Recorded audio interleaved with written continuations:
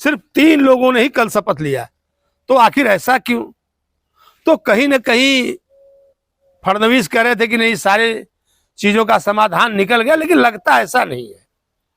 क्योंकि अगर ऐसा समाधान निकल गया होता तो कल इतना बड़ा आयोजन था, तो उसके तहत कुछ न कुछ मंत्रियों को भी शपथ लेनी चाहिए थी, लेकिन मंत्रियों ने शपथ लिया नहीं। इसका मतलब पेच अभी भी फंसा हुआ है। नमस्कार, मैं संजय पांडे और आप देख रहे हैं समाज की बात। कल महाराष्ट्र में जैसे ही देवेंद्र फडणवीस ने मुख्यमंत्री पद की शपथ ली, तो जो सारे कयास लगाए जा रहे थे वो अपने आप में थम से गए। लेकिन कुछ ऐसी बातें थी, कुछ ऐसी ऐतिहासिक बातें हुई जो शायद ज्यादा लोग के दिमाग में नहीं आई होंगी। मैं आपको उसमें से एक आध बातें गिनाता हूं। जैसे जो पहली नोट करने वाली बात ये थी कि 2014, 2019 और 2024 तीनों जो आम चुनाव हुए, उस समय जो सबसे पहली बार मुख्यमंत्री पद की शपथ लिए वो थे देवेंद्र फडणवीस। जी हाँ, 3 बार अगर देखा जाए तो तीनों बार की जो स्टार्टिंग थी, स्टार्टिंग में शपथ उनके नाम ही थी। भले ही दूसरी बार वाले में वो 3 दिन ही रहे हो, लेकिन शपथ की जो शुरुआत थी बोहनी उनकी ही थी। जी हाँ, और मैं दूसरी बात ये बताना चाहूंगा कि ठीक शपथ विधि से 1 मिनट पहले या 2 मिनट कह लीजिए आप, सिर्फ 1 या 2 मिनट पहले जो मुख्यमंत्री थे वो उप मुख्यमंत्री हो गए। सिर्फ 2 मिनट। अगर देखा जाए तो इलेक्शन के बाद जब एकनाथ शिंदे ने अपना इस्तीफा दिया था तो राज्यपाल ने उनसे कार्यवाहक मुख्यमंत्री बनने के लिए कहा था, और यही होता है। जैसे ही कोई नया मुख्यमंत्री जब शपथ लेता है तो फिर पुराना मुख्यमंत्री हट जाता है। और ये ठीक 2 मिनट पहले जैसे ही देवेंद्र फडणवीस ने मुख्यमंत्री पद की शपथ ली, वैसे ही एकनाथ शिंदे हट गए और उनके ठीक 2 मिनट बाद वो उप मुख्यमंत्री पद की शपथ लिए।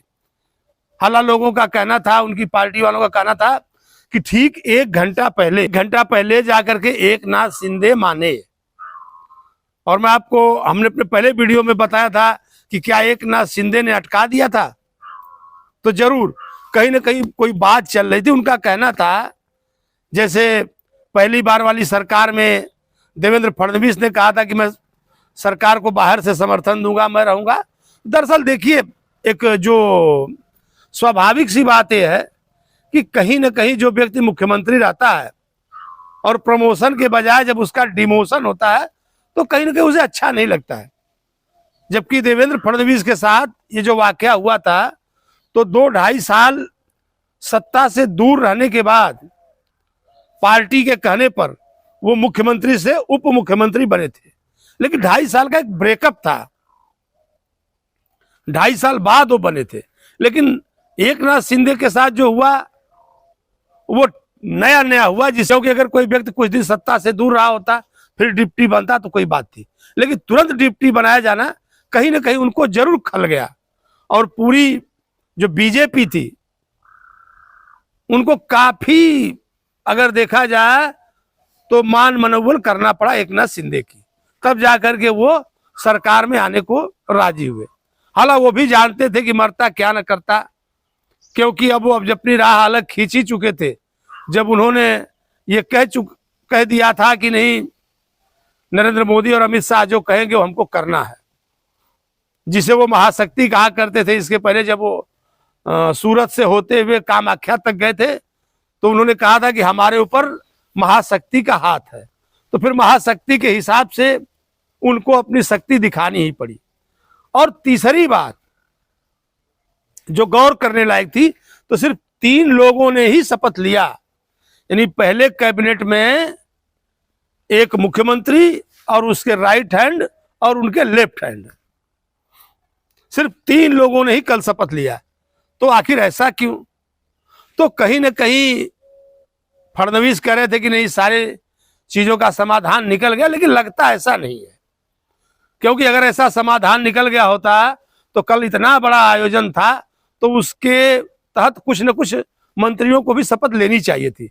लेकिन मंत्रियों ने शपथ लिया नहीं। इसका मतलब पेच अभी भी फंसा हुआ है, कहीं ना कहीं पेच अभी भी फंसा हुआ। अगर पेच फंसा नहीं होता तो सीधे तौर पर बीजेपी से कितने मंत्री बनते, शिवसेना से और राका से कितने बनते, जरूर इस बात का खुलासा हो गया था। लेकिन ये बात अब देखिए कि सरकार बनने में इतनी समय लग गई, तो बाकी मंत्रिमंडल बनने में कितना समय लगता है, इस पर लोगों की निगाहें टिकी हुई है।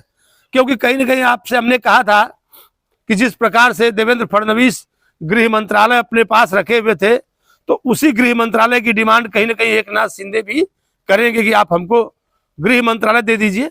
लेकिन देखा जाए जो पुलिस डिपार्टमेंट है, कहीं ना कहीं यह ऐसा डिपार्टमेंट है जो मुखिया होता है, जो सरकार, जो पार्टी सरकार चलाती है, वो चाहती है कि पुलिस उसके हाथ में रहे। क्योंकि पुलिस उसके हाथ में रहती है तो जो खुफिया एजेंसियां हैं प्रदेश की, वो उनके अंडर में रहती है। आपने सुना होगा महाराष्ट्र में बड़ा वो चला था झमेला, जो आज आपने देखा, और रश्मि शुक्ला जो पुलिस महानिदेशक थी, उनको इलेक्शन कमीशन ने हटाया था, और जो विपक्षी पार्टियां थी उन्होंने इस बात का विरोध किया था। और आपको मालूम होगा कि जब ये रश्मि शुक्ला के ऊपर फोन टेपिंग का आरोप लगा था, और जब ये एमबीए की सरकार थी, उस समय एक पुलिस कमिश्नर हुआ करते थे संजय पांडे, उनको कहा जाता था कि ये उद्धव गुट के फेवर वाले आदमी थे। और रश्मि शुक्ला के ऊपर तमाम जांच चली थी, गिरफ्तारी तक की बात आई थी, ये दूसरे स्टेट में चली गई थी। और फिर जैसे ही सरकार बदली, वैसे ही रश्मि शुक्ला महाराष्ट्र के पुलिस की मुखिया बन गई। तो कहीं ना कहीं हम आपको बता रहे हैं कि जो पार्टी सत्ता में होती है या जो कब्जा चाहती है प्रदेश के ऊपर, वो चाहती है कि गृह मंत्रालय उसके हाथ में रहे। तो इस हिसाब से गृह मंत्रालय ऐसा लग रहा है कि देवेंद्र फडणवीस अपने ही पास रखेंगे। शायद परिवहन से लेकर के, जो परिवहन मंत्रालय था जिसमें एकनाथ शिंदे ने काफी अच्छा काम किया था, तो परिवहन उनके हाथ में जाए। और जो अजीत पवार है वो कहीं ना कहीं वित्त पर अपना कब्जा बरकरार रखेंगे।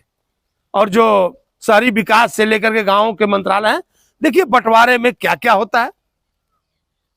कहीं ना कहीं सर फुटबॉल तो है, क्योंकि जब 3 पार्टियां हैं, बड़ी जीत है, काफी लोग जीत करके आए हैं, तो सभी चाहेंगे कि उनके समर्थक मंत्री बने, और सभी मंत्री बन नहीं सकते। तो जब सभी मंत्री बन नहीं सकते तो कहीं ना कहीं उसको एडजस्ट करने में दिक्कत तो आएगी। खैर, ये तो हुई महाराष्ट्र की राजनीति। कल की शपथ विधि, और शपथ विधि के बाद सिर्फ 3 कैबिनेट में चेहरे और कैबिनेट की मीटिंग।